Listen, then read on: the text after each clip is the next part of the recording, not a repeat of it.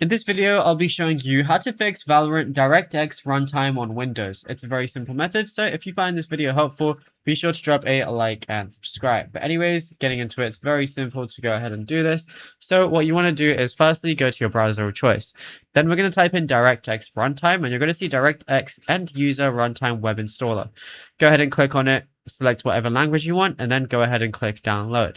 Now, once it's downloaded and everything, all you got to do is go over to the Riot client.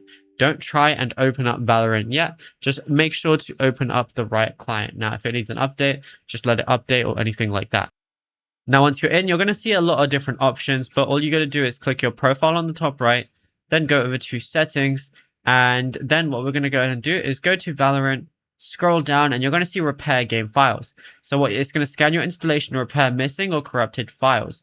So what we'll do is start the repair right here, and it's going to perform a full scan, and then it's also going to detect the DirectX runtime, and then try and open up Valorant again, and you should be good to go.